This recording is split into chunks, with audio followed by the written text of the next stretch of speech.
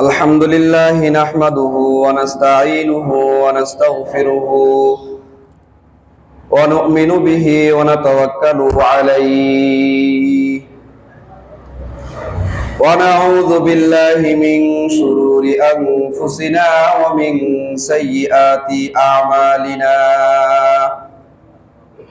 من يهده الله فلا مضل له ومن يضلله فلا هادي له وأشهد أن لا إله إلا الله وحده لا شريك له ونشهد أن سيدنا وسندنا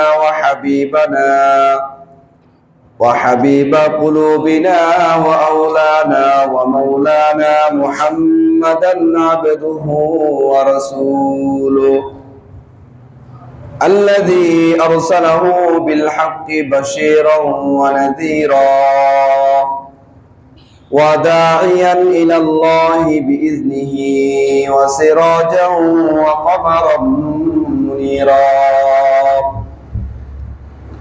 أما بعد فأعوذ بالله من الشيطان الرجيم بسم الله الرحمن الرحيم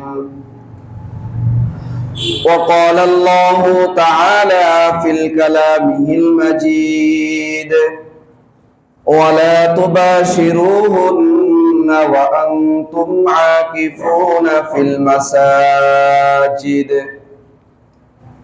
وقال رسول الله صلى الله عليه وسلم هو يعتكف من المعتكف ويجزى له من الحسنات كعامل الحسنات كلها أو كما قال النبي عليه الصلاة والسلام وقال الله تعالى إن الله وملائكته يصلون على النبي يا أيها الذين آمنوا صلوا عليه وسلموا تسليما اللهم صل على محمد وعلى آل محمد كما صليت على إبراهيم وعلى آل إبراهيم إنك حميد مجيد اللهم بارك على محمد وعلى آل محمد كما باركت على إبراهيم وعلى آل إبراهيم إنك حميد مجيد الحمد لله মহান আল্লাহ তাআলা রব্বুল আলামিনের দরবারে লাখ কোটি শুকর যে মহান আল্লাহ তাআলা রব্বুল আলামিন আমাদেরকে পবিত্র রমজান মাসে জুমার নামাজ আদায়ের উদ্দেশ্যে তিনার ঘর মসজিদে আসবার মতো তৌফিক দান করেছেন। এজন্য সকলে অন্তরের অন্তঃস্থল থেকে উচ্চ আওয়াজে কালিমাতুশ শুকর আদায় করি, সকলে বলি আলহামদুলিল্লাহ। প্রিয় উপস্থিতি, আমি আপনাদের সামনে পবিত্র কালামুল্লাহ শরীফ থেকে একটি আয়াতে কারিমা তিলাওয়াত করেছি। নবী আলাইহিস সালাতু ওয়াস সালামের হাদিস সমূহ থেকে নির্ধারিত বিষয়ে ছোট্ট একটি হাদিসের অংশ বিশেষ তিলাওয়াত করেছি। পঠিত আয়াত ও হাদিসকে সামনে রেখে অল্প সময়ের মধ্যে কিছু গুরুত্বপূর্ণ কথা বলার চেষ্টা করব। আল্লাহ পাক রব্বুল আলামিন আমাকে ইখলাস ও আমলের নিয়তে কথাগুলো বলা এবং আপনাদের সবাইকে ইখলাস ও আমলের নিয়তে কথাগুলো শ্রবণ করার তৌফিক দান করুন, সকলেই বলি আল্লাহুম্মা আমিন। তো রমজান মাস, গত জুমায় বলেছিলাম যে রমজান মাস শুধু সিয়াম পালনের মাসই রমজান মাস না, এটার মধ্যে আরো অনেক উল্লেখযোগ্য কিছু কিছু কি আছে, আমল আছে রমজান মাসের মধ্যে। যেমন রমজান মাসের উল্লেখযোগ্য যে আমলটা, সেটা হচ্ছে সিয়াম পালন করা, দিনের বেলায় পানাহার ইত্যাদি থেকে নিজেকে সংযম রাখা। কথা বলেন ঠিক না? এটা হলো প্রধান আমল। দ্বিতীয় আমল কি? সিয়াম এবং কিয়ামুল লাইল, তারাবির সালাত আদায় করা, কোরআন তিলাওয়াত করা, জিকির করা, তাসবিহাত করা, তাহলিলাত করা, এগুলো সবই কি রমজানের উল্লেখযোগ্য আমল। আরো যত আমল আছে সকল আমলের মধ্য থেকে রমজানে সদকা করা, দান করা, যাকাত দেওয়া, এটাও কি রমজানের একটা আমল। যদিও এই আমলগুলা বাহিরেও করা যায়, কিন্তু অন্য মাসের থেকে রমজান মাসে করলে ফজিলত কম না বেশি? কথা কয় না, কম না বেশি? আরো জোরে বলেন, কম না বেশি? অনেক বেশি। শুধু বেশি না, অনেক বেশি, অনেক বেশি। তো সদকা করা, দান করা, এটা যেমন একটি রমজানের উল্লেখযোগ্য আমল। আরেকটা উল্লেখযোগ্য আমল হলো রমজান মাসে আল্লাহ তাআলা একটি রাত রাখছে, যে রাতের নাম কি? লাইলাতুল কদর। লাইলাতুল কদর উল্লেখযোগ্য একটা রাত, একটা আমল। যত আমল আমরা দেখি সকল আমলগুলোই উম্মতে মুহাম্মাদীর মান এবং মর্যাদা বাড়ানোর উদ্দেশ্যে আল্লাহ তাআলা এক এক ধাপ ধাপ দিয়ে রাখছেন। বলি সুবহানাল্লাহ। বান্দা একটা ধাপ পার হবে, রমজান সিয়াম পালন করবে, জান্নাতে আল্লাহ তাআলার মেহমানদারির অধিকার বান্দা পেয়ে যাবে। বলি সুবহানাল্লাহ। এটা উম্মতে মুহাম্মাদীর জন্য বড় একটা মর্যাদার বিষয় না? কথা কয় না, মর্যাদার বিষয় না এটা? কার মেহমানদারিতে হবে? আল্লাহ পাক নিজ হাতে মেহমানদারি করাবেন। কাদেরকে? যারা দুনিয়ার মধ্যে সিয়াম পালন করতেছে। তাহলে সিয়াম পালনের মাধ্যমে মর্যাদা আমাদের বাড়বে না কমবে? কথা কয় না, বাড়বে না কমবে? বাড়বে। সদকার মাধ্যমে বান্দার মাল, হালাল সম্পদ পবিত্র হবে। যে হুজুর হালাল সম্পদ পবিত্র কেমনে হয়? আপনার উপার্জন হালাল, আপনি নিসাবের মালিক, যাকাত আপনার উপরে ফরজ। আপনি যখনই এই নিসাবের মালিক হওয়ার পরেও আপনি যাকাত আদায় করবেন না, তখনই হালাল সম্পদটা হারাম হয়ে যাবে। ঠিক না? তখনই কি হবে? হালাল সম্পদটা হারাম হয়ে যাবে। আর যদি দান সদকা করা হয়, যাকাত দেওয়া হয়, তাহলে হালাল সম্পদ কি থাকবে? হালাল থাকবে। মাঝখান থেকে আপনার হালাল সম্পদের মাধ্যমে আল্লাহর দৃষ্টিতে বান্দার মান ও শান বেড়ে গেল। বলি সুবহানাল্লাহ। এরকম কিছু কিছু আমল আল্লাহ তাআলা রমজান মাসের মধ্যে নিহিত রাখছেন, দিয়ে রাখছেন, যে আমলগুলোর মাধ্যমে বান্দার মান ও মর্যাদা আল্লাহ তাআলা কি করে দেন? বৃদ্ধি করতে থাকেন। সেরকম একটা মর্যাদার মাস, সেরকম একটা মর্যাদা বৃদ্ধির একটা আমল হলো, অন্যতম একটি আমল হলো ইতিকাফ। কথা বলেন কি? কথা বলেন কি? ইতিকাফ। এই ইতিকাফের মাধ্যমে বান্দার মান ও মর্যাদা আল্লাহ তাআলা অনেক বৃদ্ধি করে দেয়। কি করেন? কথা কয় না, কি করতে থাকেন? বৃদ্ধি করতে থাকেন। ইতিকাফের কথা শুই না, আপনারা তো কথা কইতেছেন না। হুজুর 10টা দিন আপনি আমগরে আটকানোর পরিস্থিতি করতেছেন না। আমি আটকাবো না? আল্লাহ তাআলা বিধান দিছেন। কথা কয় না, কে বিধান দিছে? আল্লাহ বিধান দিছে। যে বান্দারা ইতিকাফ করবে, এই ইতিকাফ শুধু মসজিদে বসে থাকবে, শুয়ে থাকবে, ঘুমিয়ে থাকবে, আমল করবে, এটাই কি শেষ? কথা কয় না, এটাই শেষ? কিন্তু এই 10 দিনের বিনিময়ে যে আপনি পাঁচটা ফজিলত পাইতেছেন, এই ফজিলতের দিকে আপনি চিন্তা করবেন না? কথা কয় না, চিন্তা করব না আমরা? আমল মাত্র 10 দিনের। আমল মাত্র কয় দিনের? কথা কয় না, কয় দিনের? 10 দিন। ফজিলত কয়টা? কয়টা? 5টা। এই ফজিলত এমন তেমন ফজিলত না, বিশাল বড় বড় ফজিলত আলোচনা করব ইনশাআল্লাহ।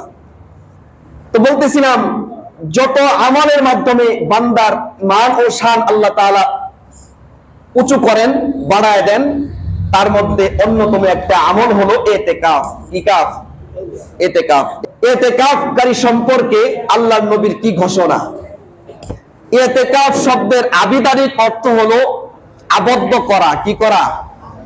আবদ্ধ করা, বেঁধে রাখা। কি রাখা? বেঁধে রাখা, আবদ্ধ রাখা। এটা হলো ইতিকাফ শব্দের আবিধানিক অর্থ। পরিভাষায় ইতিকাফ কাকে বলা হয়? পরিভাষায় ইতিকাফ বলা হয় নির্দিষ্ট সময়ে নির্দিষ্ট নিয়তে নিজেকে আল্লাহর ঘর মসজিদে নির্দিষ্ট সময়ের জন্য আবদ্ধ রাখাকে ইতিকাফ বলা হয় পরিভাষায়। বুঝাইতে পারছি কথা? এতটুকু বুঝছেন সবাই? আমি কিন্তু রাগ করতেছি, বইলেও রাগ করতেছি। কথা কন না কে? রোজা রেখে গেছে? আল্লাহ, ঠিক আছে, কথা বলতে হবে না, একটু হা হু দিয়েন। মুখ না লড়াইলেও অন্তত মাথা টাতা লড়াইন, তাতে বুঝতে পারুন। বুঝেন নাই কথা? আচ্ছা, রাগ করলেন বাবা? রাগ করছেন? আচ্ছা, ইতিকাফ বড় একটি আমল। আল্লাহ নবী জনাব মুহাম্মদুর রাসূলুল্লাহ সাল্লাল্লাহু আলাইহি ওয়াসাল্লাম বলতেছেন, ইতিকাফ বান্দা করবে রমজানের শেষ দশকে। রমজানের কোন দশক? রমজানের কত দশক? এই মোট কত দশক? 3 দশক। প্রথম দশক ইতিকাফ নাই, দ্বিতীয় দশক ইতিকাফ নাই, তৃতীয় দশক ইতিকাফ আছে। তৃতীয় দশক 21তম রমজান যখন চলে আসবে, 21তম দিন, ঠিক না? রমজানের 21তম দিন যখন আসবে, মাগরিবের অর্থাৎ সূর্য যখন অস্তমিত হবে তারও আগে ইতিকাফকারী বান্দা মসজিদে কি করবে? চলে আসবে, মসজিদে চলে আসবে। 21তম রমজান থেকে শুরু হবে ইতিকাফের আমল। কতদিন পর্যন্ত? শাওয়ালের চাঁদ ওঠার আগ পর্যন্ত। কতদিন পর্যন্ত? শাওয়ালের চাঁদ তো আমরা বুঝুন না, এর ঈদের চাঁদ। শাওয়ালের চাঁদ তো বুঝবো না, কিসের চাঁদ? ঈদের চাঁদ। ঈদের চাঁদ যখন উঠবে তখন ইতিকাফকারী বান্দা মসজিদ থেকে বিদায় নিয়ে কোথায় চলে যাবে? বাড়ির দিকে চলে যাবে। এই যে পূর্ণ 10টা দিন বান্দা নিজেকে বিবির কাছ থেকে দূরে সরায় রাখছে। কথা বলেন, ঠিক না? সন্তানদের থেকে নিজেকে দূরে সরায় রাখছে, পাড়া প্রতিবেশী সকল আত্মীয় স্বজনদের থেকে নিজেকে দূরে সরায় রাখছে। একমাত্র কার জন্য? কথা কয় না, কার জন্য? আল্লাহর জন্য। নবী আলাইহিস সালাতু ওয়াস সালাম বলতেছেন, যে বান্দা ইতিকাফ করে ওই বান্দা নিজেকে আল্লাহর জন্য নিজের জীবনকে সঁপে দেয়। বলি সুবহানাল্লাহ। ওই ইতিকাফকারী বান্দা আল্লাহর হয়ে যায়, আর আল্লাহ স্বয়ং ইতিকাফকারী বান্দার হয়ে যায়। বলি সুবহানাল্লাহ। তাহলে দেখেন, ইতিকাফকারী বান্দা ইতিকাফ করার জন্য কোথায় আসবে? কথা বলেন, কোথায় আসবে? মসজিদে আসবে। এই যে আমাদের এমপি সাহেব হইল না, ফরিদুল কবির তালুকদার শামীম সাহেব, কথা বলেন, ঠিক না? যদি ওইখানে আমাদেরকে মেহমানদারির জন্য ডেকে নেওয়া হয়, যদি ওখানে থাকতে বলা হয়, থাকলে পরে কি মেহমানদারিটা হালকা হবে না বড় হবে? কথা কয় না। হালকা হবে না বড় হবে? অনেক গরম হবে না? কেন? আরে আমি তো এমপির বাড়ি মেহমান। কথা কয় না, ঠিক না? ঠিক তদ্রুপ ভাবে ইতিকাফকারী বান্দা হলো আল্লাহর বাড়ির মেহমান। বলি সুবহানাল্লাহ। আল্লাহ তাআলা বলতেছেন, ও আমার হাবিব, আপনার উম্মতদেরকে বলে দেন, যারা আমার ঘরের মেহমান হবে আমি আল্লাহ তাদেরকে খালি হাতে বঞ্চিত করব না। বলি সুবহানাল্লাহ। আমি আল্লাহ তাদেরকে খালি হাতে বঞ্চিত করব না। আমি তাদেরকে 5টা ফজিলত দিব। কয়টা ফজিলত? কথা বলেন, কয়টা ফজিলত? এই 5টা ফজিলত আমরা পাইতে চাই কিনা? কথা বলেন, পাইতে চাই কিনা? সবাই চাই? এই যে সবাই চাই এর মধ্যে আওয়াজ কমে গেছে, তাহলে তো ইতিকাফ করতে হবে। সবাই চাই? ইতিকাফ করব তাহলে ইনশাআল্লাহ। ইনশাআল্লাহ। আল্লাহ তাআলা আমাদের সবাইকে কবুল করুন। সকলে বলি আল্লাহুম্মা আমিন। সম্মানিত উপস্থিতি, অল্প কথা বলেই শেষ করে দিব, আজকে আলোচনা আছে। ইতিকাফকারীর 5টা ফজিলত আল্লাহর নবী জনাব মুহাম্মদুর রাসূলুল্লাহ সাল্লাল্লাহু আলাইহি ওয়াসাল্লাম বলতেছেন, যে বান্দা ইতিকাফ করবে, 5 ফজিলতের প্রথম নাম্বার ফজিলত হলো আল্লাহ তাআলা জাহান্নামকে ওই বান্দা ইতিকাফকারী বান্দার থেকে 3 খন্দক পরিমাণ দূরে সরায় নিবে। বলি সুবহানাল্লাহ। সাহাবায়ে কেরাম আল্লাহর নবীকে প্রশ্ন করলেন, ইয়া রাসূলুল্লাহ, ইয়া হাবিবাল্লাহ, খন্দক কাকে বলা হয়? মা মা'নাল খন্দক? নবী আলাইহিস সালাতু ওয়াস সালাম সাহাবীদেরকে উদ্দেশ্য করে বললেন, ও আমার সাহাবীরা শোনো, খন্দকের দূরত্ব হলো এমন, আসমান থেকে জমিন পর্যন্ত যে খালি জায়গা তোমরা দেখতে পাও, এটা হলো এক খন্দকের দূরত্ব। বলি সুবহানাল্লাহ, আরো জোরে বলি সুবহানাল্লাহ। তাহলে এক খন্দকের দূরত্ব কতটুকু? আসমান থেকে জমিন পর্যন্ত যে ফাঁকা জায়গা আমরা দেখতে পাই দুনিয়ার মধ্যে, এটা হলো এক খন্দকের দূরত্ব। এরকম 3 দূরত্ব আল্লাহ তাআলা রব্বুল আলামিন ইতিকাফকারী থেকে জাহান্নামকে দূরে সরায় নেবেন। বলি সুবহানাল্লাহ। তাহলে জাহান্নামকে কি করবেন? দূরে সরায় নেবেন। কতটুকু? আসমান থেকে জমিন পর্যন্ত যত খালি জায়গা আছে, এই খালি জায়গাকে যদি 3 বার খালি করা হয়, তাহলে দুনিয়ার আসমানের জায়গা ফাঁকা এতটুকু? কথা কয় না। এতটুকু অল্প পরিমাণ না বিশাল? অনেক বিশাল। কথা বলেন ঠিক না? এত বিশাল দূরত্ব নিয়ে যাবেন, কাকে নিয়ে যাবেন? জাহান্নামকে নিয়ে যাবেন। কার থেকে? ইতিকাফকারী বান্দার থেকে। বলি সুবহানাল্লাহ। 1 নাম্বার ফজিলত। নবী আলাইহিস সালাতু ওয়াস সালাম বলতেছেন, উম্মতেরা শোনো, এই একটা ফজিলত দিয়াই শেষ না, এরকম আরো বড় বড় 4টা ফজিলত আরো আছে। 2 নাম্বার ফজিলত হলো, যে বান্দা ইতিকাফ করবে কার জন্য? কথা বলেন, কার জন্য? আল্লাহর জন্য। যে বান্দা রমজানের শেষ দশকে ইতিকাফ করবে, ওই ইতিকাফকারীর 2 নাম্বার ফজিলত হইল, আল্লাহ তাআলা তার আমলনামার মধ্যে কবুল 2টা হজ এবং কবুল 2টা উমরার সওয়াব লেখা দিবে। বলি সুবহানাল্লাহ। কবুল 2টা হজ, বিশাল ব্যাপার না? কথা কয় না। বিশাল ব্যাপার না? এই যে 5 লক্ষ টাকা 7 লক্ষ টাকা খরচ কইরা হজ করি, এই হজ কবুল হয় কিনা জানি আমরা? উমরা কইরা আসে 1 লক্ষ 1.5 লক্ষ টাকা খরচ কইরা, উমরা কবুল হয় কিনা জানি আমরা? জানি না। কিন্তু যে ইতিকাফ করবে, তার আমলনামার মধ্যে আল্লাহ তাআলা 2টা কবুল হজের সওয়াব আর 2টা উমরার সওয়াব দিয়ে দিবেন। বলি সুবহানাল্লাহ। 3 নাম্বার ফজিলত, আল্লাহর নবী বলেন, যে বান্দা আল্লাহকে রাজি এবং খুশি করার উদ্দেশ্যে রমজানের শেষ দশকে ইতিকাফ করবে, ওই ইতিকাফকারী বান্দার 3 নাম্বার ফজিলত হলো, আল্লাহ তাআলা তাকে লাইলাতুল কদর থেকে বঞ্চিত করবেন না। বলি সুবহানাল্লাহ। লাইলাতুল কদর এমন একটা জিনিস, আল্লাহ তাআলা সূরাতুল কদরের মধ্যে আলোচনা করেন, লাইলাতুল কদরি খায়রুম মিন আলফি শাহর। বলি সুবহানাল্লাহ। আল্লাহ তাআলা বলতেছেন, লাইলাতুল কদর কি জিনিস? এমন একটা জিনিস, এমন একটা রাত, যে অন্য মাসের 1000 রাত একত্রিত করলে আমি আল্লাহর কাছে যতটুকু দাম, এক লাইলাতুল কদরের তার থেকে আমার কাছে বেশি দাম। বলি সুবহানাল্লাহ। যারা মসজিদে ইতিকাফ করবে, আল্লাহ তাআলা রব্বুল আলামিন শেষ দশকের এই লাইলাতুল কদর তার নসিবের মধ্যে পাওয়ায় দিবে। বলি সুবহানাল্লাহ। ফজিলত কয়টা হইল? কথা কয় না। কয়টা? 3টা। 4 নাম্বার ফজিলত হইল, ইতিকাফ করার জন্য বান্দা যখন মসজিদে চলে আসবে, মসজিদের বাহিরে থাকতে এই বান্দা বিভিন্ন ধরনের আমল করত। কথা বলেন ঠিক কিনা? কোন বান্দা মুসলমান যখন ইন্তেকাল করত, এই বান্দা ওই বান্দার জানাজায় শরীক হইতো। কথা কয় না? শরীক হই না আমরা? ইতিকাফ করার কারণে জানাজায় শরীক হওয়া যাবে? কথা বলেন, যাবে? যাবে না। কোন অসুস্থ ব্যক্তি যদি, আমার মুসলমান ভাই যদি অসুস্থ হয়, তাহলে মুসলমান আরেক মুসলমানের জন্য 5টা হক আছে। কয়টা হক? 5টা হকের মধ্যে একটা অন্যতম হক হলো, যখন কোন মুসলমান অসুস্থ হয়, তার বাড়িতে অসুস্থতার খোঁজ খবর নেওয়া, এটা একজন মুসলমানের হক। কিন্তু ইতিকাফ করার কারণে আমি এই হক আদায় করা থেকে বঞ্চিত হয়ে গেলাম। কথা বলেন ঠিক কিনা? কিন্তু যেই সমস্ত বান্দারা ইতিকাফ করবে না, তারা তো জানাজায় উপস্থিত হইতে পারবে। কথা বলেন ঠিক কিনা? বাইরে ফকির মিসকিনকে দান সদকা করতে পারবে। কথা বলেন ঠিক কিনা? কোন অসুস্থ ব্যক্তিকে দেখতে যাইতে পারবে। কথা বলেন ঠিক কিনা? আল্লাহর নবী জনাবে মুহাম্মদুর রাসূলুল্লাহ সাল্লাল্লাহু আলাইহি ওয়াসাল্লাম বলতেছে, ইতিকাফ করার কারণে বান্দা বাইরের যে সমস্ত নেক আমলগুলো অন্য অন্য মানুষ করার সুযোগ পাইতেছে, ইতিকাফ করার কারণে এই বান্দা সুযোগ পাইতেছে না।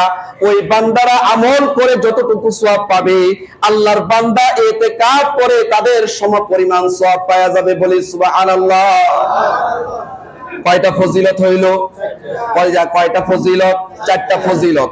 5 নাম্বার ফজিলত হইল বান্দা যখন ইতিকাফ শেষ করে, যখন শেষ শাওয়াল মাসের চাঁদ ওঠার পরে যখন ইতিকাফ ভঙ্গ করে বাড়ির দিকে রওনা হবে, আল্লাহ তাআলা রব্বুল আলামিন ওই ইতিকাফকারী বান্দাকে মসজিদ থেকে এমন ভাবে নিষ্পাপ এবং মাসুম বানাইয়া বের করবে যেমন নাকি সদ্য ভূমিষ্ঠ শিশু মায়ের গর্ভ থেকে দুনিয়ার মধ্যে ভূমিষ্ঠ হইলে তার কোনো গুনাহ থাকে না।